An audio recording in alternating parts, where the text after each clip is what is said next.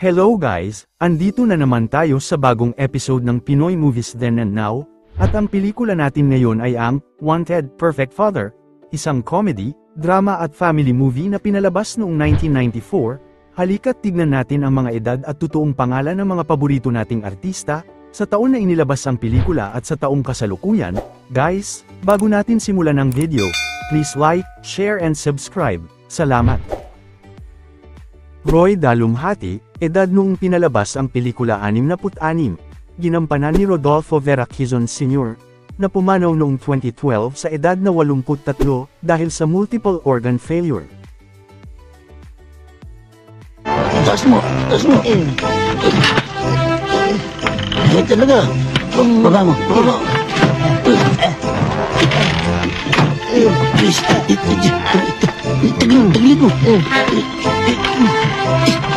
Matayo! Matayo pumasok! Papasok ba? Natural! Kala ko lalabas! Aray! Nga pala ay pumasok! Lily Ramirez, edad noong pinalabas ang pelikula 25, ginampanan ni Marie Rachel Salmantalion, edad ngayong taon 55.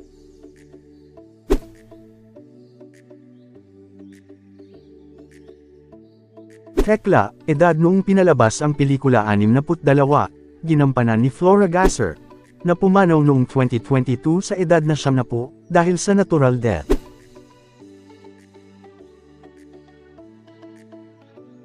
Timmy, edad noong pinalabas ang pelikula 8, ginampanan ni Tom Cruise Jr., edad ngayong taon 38.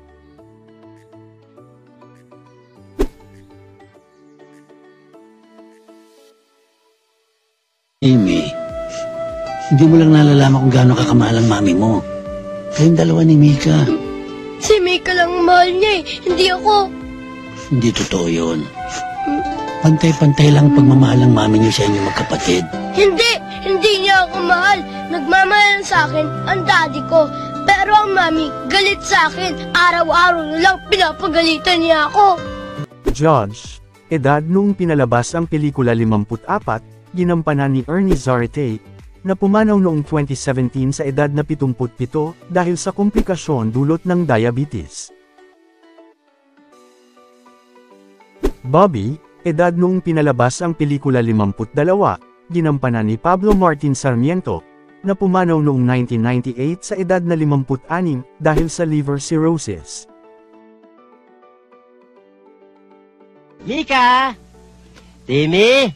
Mika! Timmy! Mika! Ito lang merienda sa inyo! Merienda ah.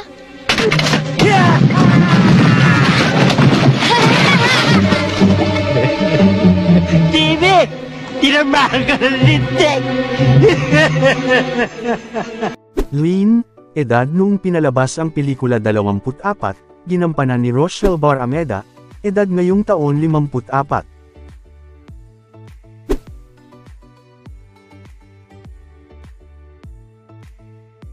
Jeffrey, edad noong pinalabas ang pelikula 21, ginampanan ni Jeffrey Smith Quezon, edad ngayong taon 51.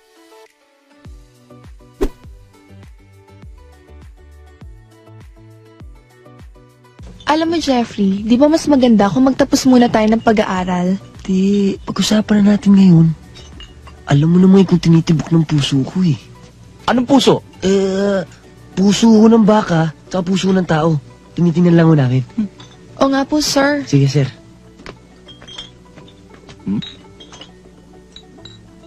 Puso nga. Boss, edad noong pinalabas ang pelikula 61, ginampanan ni Ernesto Fajardo, na pumanaw noong 2022 sa edad na 89 dahil sa COVID-19.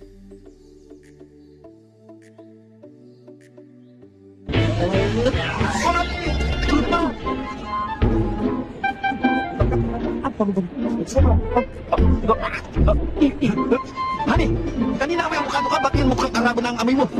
Talagang ang asin? Grabe. Honey, pareho ba tayo? Bakit pinta mo uso mo? Office Mate, edad noong pinalabas ang pelikula 27, ginampanan ni Minnie Aguilar, edad ngayong taon 57.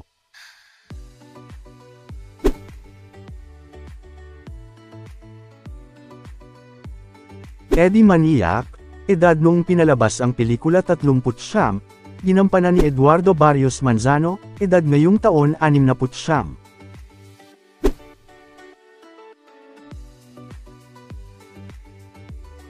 Akala mo ba hanggang ngayon model employee ka pa rin? Ganun ba? Kaya tuloy pati mga kasama mong underwriters nahahawa sa poor performance mo. At alam na ninyo kung patuloy na babagsak ang inyong performance. Kung patuloy na babagsak ang monthly sales. Sino ba babagsak?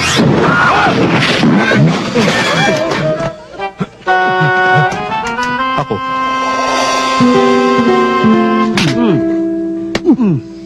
Telephone Booth Man, edad nung pinalabas ang pelikula 64, ginampanan ni Benjamin Sanchez, na pumanaw noong 2002 sa edad na 71 dahil sa hirap sa paghinga. Patient, edad noong pinalabas ang pelikula 47, ginampanan ni Jose Clemente de Andres, na pumanaw noong 2018 sa edad na 71 dahil sa emphysema.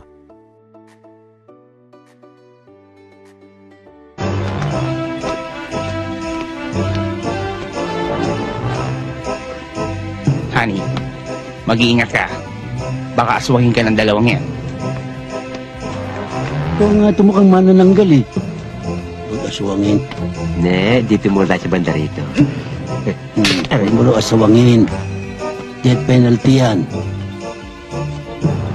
Mika, edad noong pinalabas ang pelikula 8, ginampanan ni Sarah Jane Abad, edad ngayong taon 38.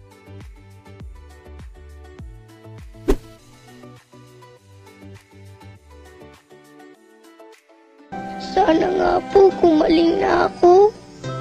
Sana nga po hindi na ako umiingal. Sana nga po makapaglaro na ako tulad ng ibang bata. Sana nga po maoperahan na ako. Sana nga po marami kaming pera.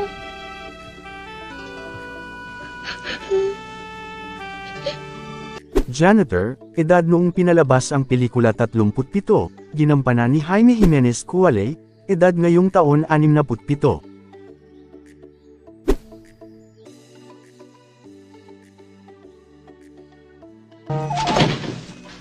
Oh, Roy! Ang ganda na kasama mo ah. Misis mo? Di ko misis yan. Pikinis na ito. Ay? Di mukhang kurbata yan. Mukhang kadena. Holdapper, edad noong pinalabas ang pelikula 46, ginampanan ni Rogelio Ocap, na pumanaw noong 2002 sa edad na 54.